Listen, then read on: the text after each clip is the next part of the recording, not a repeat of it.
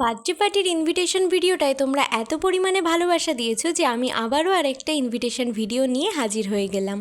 24শে October চলে গিয়েছিলাম রানাঘাটে আমার একটা দাদার মেয়ের অন্নপ্রাশনে। যেহেতু ওখানে সকাল সকালই পৌঁছে গিয়েছিলাম তাই ব্রেকফাস্টটা ওখানেই করেছিলাম লুচি আর ছোলার ডাল দিয়ে। তো ব্রেকফাস্ট কমপ্লিট করার পর ওদিকে দেখলাম আবার দুপুরের জন্য রান্নাবান্না হচ্ছে। সবার সাথে গল্প করে দুপুর 2টোর দিকে বসে পড়লাম লাঞ্চ করতে। মেন কোর্সে যেহেতু কোনো মেনু কার্ড দেওয়া হয়নি তাই জন্য আমি তোমাদের মেনু কার্ডটা দেখাতে পারছি না, তবে আমি মুখে বলে দিচ্ছি কী কী ছিল। প্রথমেই ছিল পায়েস, তারপর দিয়ে দিয়েছিল গন্ধরাজ লেবু, আর তারপর চলে এসেছিল গরম গরম এগ ডেভিল।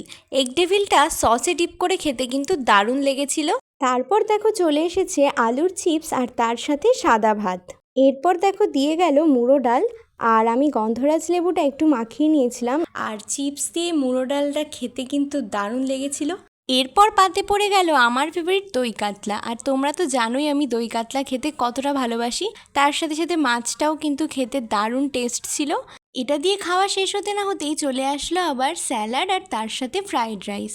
তারপরেই পাতে পড়ে গেল আজকে শো স্টপার চিকেন কষা। তো চিকেন কষাটা কিন্তু একদম গরম গরম ছিল আর সফটও হয়েছিল, খেতে দারুণ লাগছিল। আমি তো নেক্সট টাইম আরও 3 পিস নিয়ে নিয়েছিলাম। এরপর চলে এসেছে আমের চাটনি আর তার সাথে পাঁপড়।